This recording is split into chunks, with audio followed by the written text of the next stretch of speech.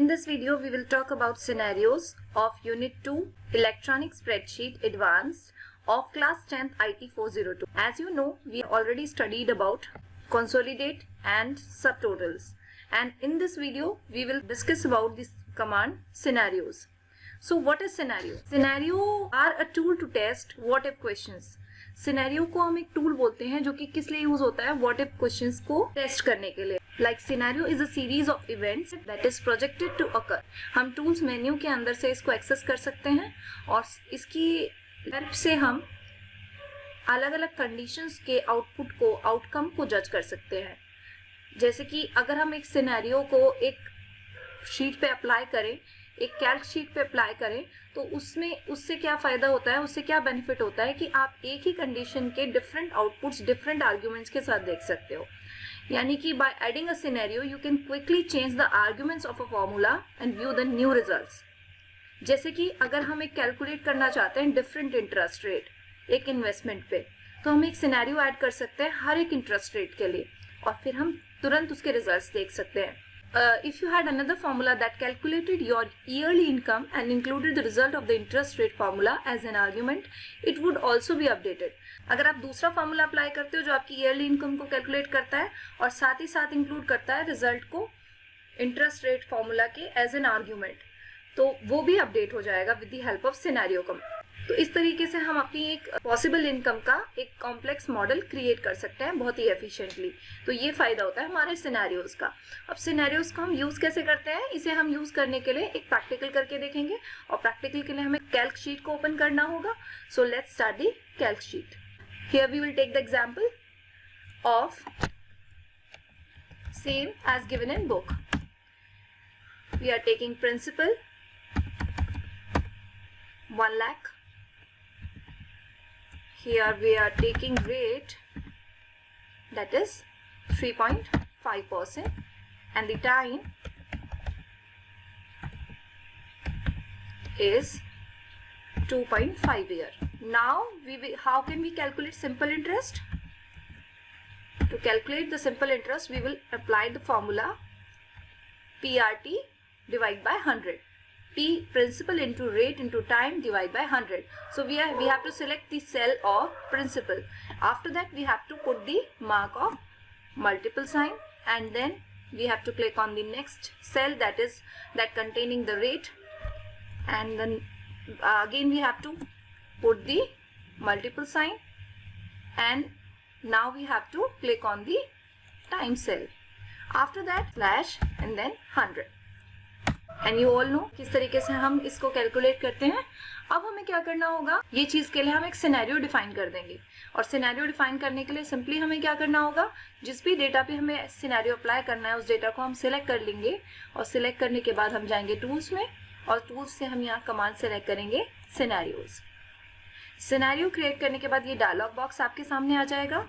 इस dialogue box में जो पहला वाला जो टेक्स्ट बॉक्स है, इस टेक्स्ट बॉक्स के अंदर आपको सिनेरियो का नाम देना होगा.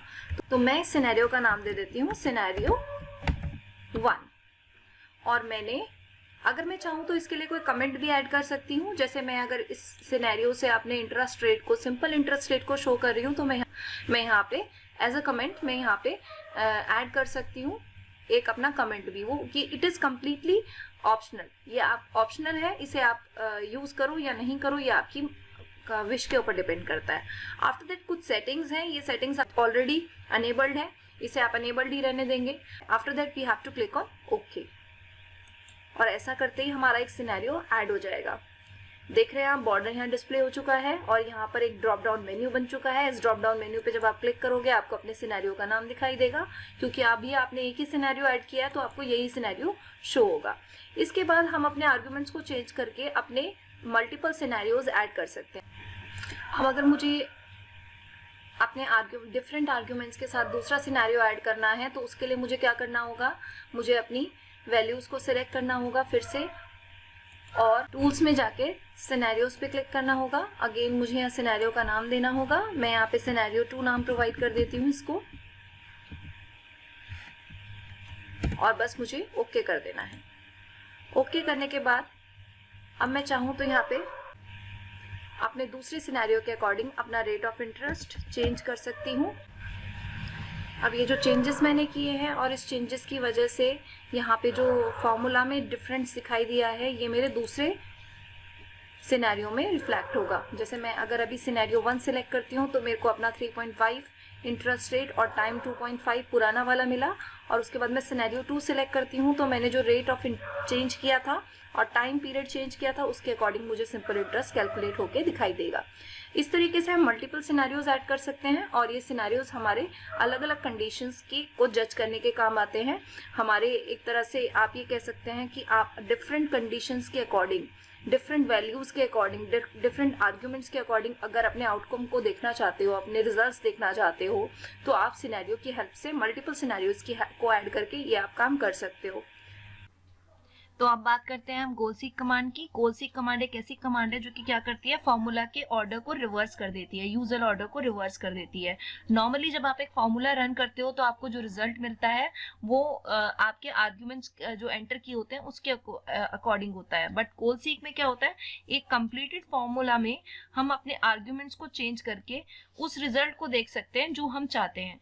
तो यहाँ पर एक सिंपल एग्जांपल ले लेते हैं। सपोज इमेजिन करते हैं कि एक कंपनी की सीएफओ है, वो अपने आने वाले ईयर के लिए, फोर्थकमिंग ईयर के लिए सेल्स प्रोजेक्शन के प्लान को डेवलप कर रही है। तो वो जानती है कि कंपनी की टोटल इनकम स्टेक होल्डर्स को सेटिस्फाई करने के लिए क्या होनी चाहिए। तो उसके पास में एक आइडिया भी है कि फर्स्ट 3 क्वार्टर्स की में कंपनी की इनकम क्या होगी, क्योंकि कॉन्ट्रैक्टर ने ऑलरेडी डील साइन कर दी है।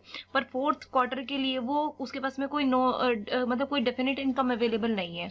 तो वो ये जानना चाहती है कि उसे अपने गोल पे पहुंचने के लिए कंपनी को कितना अर्न करना होगा। तो ये जानने के लिए वो क्या करती है, वो एक गोल से एक फॉर्मूला अप्लाई करती है, एक Q4 सेल्स यानी क्वार्टर जो 4 है उसकी सेल्स पे, और उसको उसका आंसर मिल जाता है। तो वो कैसे मिल जाता है उसको हम अभी एक एग्जाम्पल के थ्रू करके दिखाएंगे। इसके अलावा गोल सीक के जो अदर यूजेस हैं वो थोड़े कॉम्प्लिकेटेड हो सकते हैं, बट मेथड जो है वो सेम रहता है। एक गोल सीक कमांड को रन करने के लिए हमें एक आर्ग्यूमेंट रेफरेंस सेल में रखना पड़ता है और या फिर रेंज में, लेकिन एक आर्ग्यूमेंट को ही चेंज किया जा सकता है एक सिंगल गोल सीक अप्लाई करने के टाइम पे। जब आपको रिजल्ट मिल जाता है गोल सीक का, तो फिर आप उस आर्ग्यूमेंट की वैल्यू को कहीं या तो रेफरेंस सेल में रख सकते हो, रिजल्ट के तौर पे देख सकते हो, या फिर आप उसे कहीं और रख के और फिर उसके बाद में आप गोल सीक के फॉर्मूला से कोई और चेंजेस कर सकते हो। जैसे उसके लिए भी मैं आपको एग्जांपल में बताऊंगी कि हम कैसे कर सकते हैं। With the help of goal seek you can calculate a value that as a part of formula leads to the result you specify for the formula. You thus define the formula with several fixed value and one variable value and result of the formula. इसके बाद गोल seek का example दिया हुआ है। गोल seek के example में आपको एक to calculate interest rate, create a table with the value of the capital, number of years and interest rate. The formula is C into N into I, ये हम सबको पता है। तो हम अज्यूम कर लेते हैं इंटरेस्ट रेट 7.5% है and the number of years will remain constant, और जो नंबर ऑफ ईयर्स है वो कांस्टेंट रहेंगे। However you want to know how much the investment capital C would have to modify in order to attain a particular return I. For this example, calculate how much capital C would be required if you want an annual return of 15,000. तो यहाँ पे ये जो गोल seek का example provided है, इसी example को हम लोग यूज करेंगे अपनी एक्सेल शीट, अपनी कैल्क शीट में, और अपनी कैल्क शीट में हम बताएंगे कि किस तरीके से हम गोल सीक फॉर्मूला को यूज कर सकते हैं इस एग्जाम्पल के साथ। तो उसके लिए हमें क्या करना होगा, उसके लिए हमें अपनी कैल्क शीट ओपन करनी होगी। तो हम यहाँ पे कैल्क शीट एक ओपन कर लेते हैं। ये हमारी कैल्क शीट ओपन हो गई है। अब मैं यहाँ पर उस एग्जाम्पल को लिख लेती हूँ। यहाँ पे हमारा कैपिटल C, कैपिटल जो प्रोवाइडेड है वो इतना है, और नंबर ऑफ ईयर्स जो है हमारे वो हमारे पास 1 है, और इंटरेस्ट रेट जो है हमारा वो 7.5% है। तो ये सारी वैल्यूज को हम वहां पर पुट कर लेते हैं।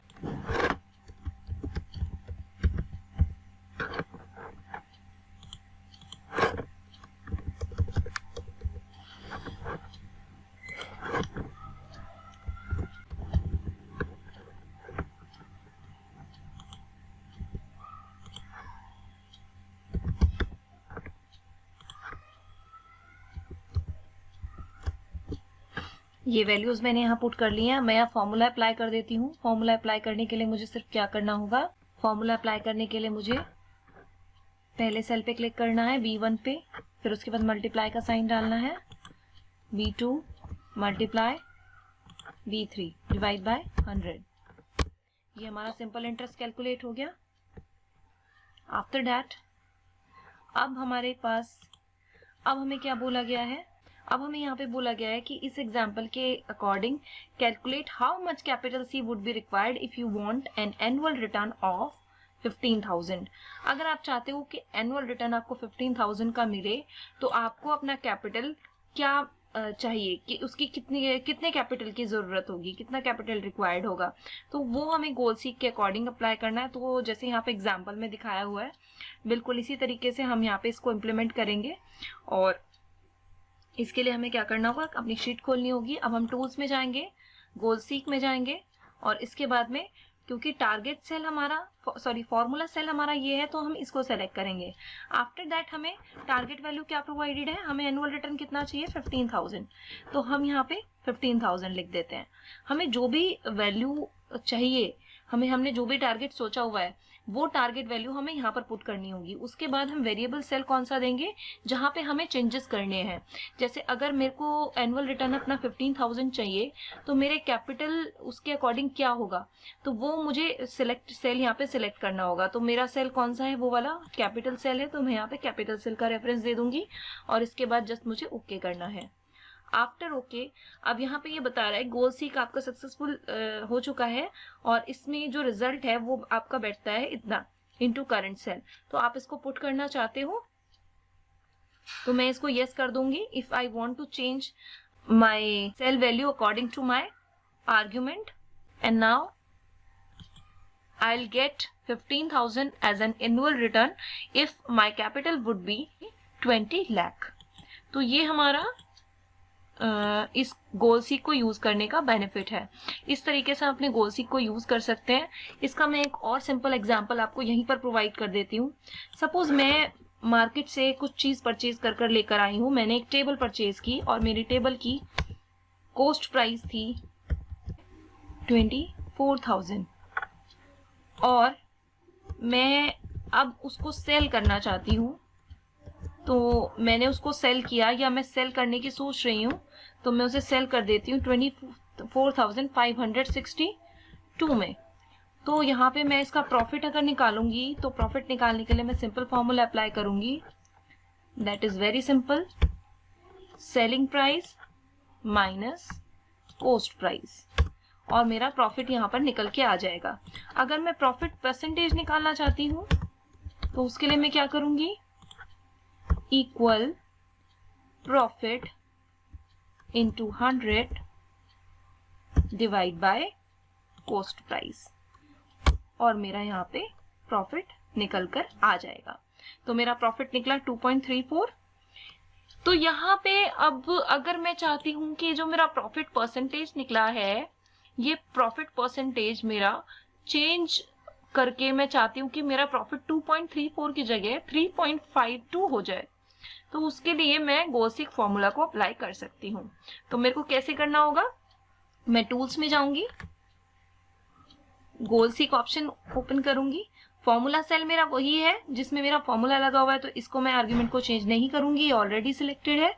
इसके बाद मेरी टारगेट वैल्यू क्या थी, मेरे को जो अपना प्रॉफिट परसेंटेज है वो 2.434 की जगह 3.52% चाहिए, तो मैंने यहाँ 3.52 कर दिया। इसके बाद वेरिएबल चेंज सेल, मेरी वेरिएबल सेल देखो कॉस्ट प्राइस तो चेंज नहीं हो सकती ना, कॉस्ट प्राइस तो 24,000 थी तो वही रहेगी, तो कहाँ पे चेंज होगा।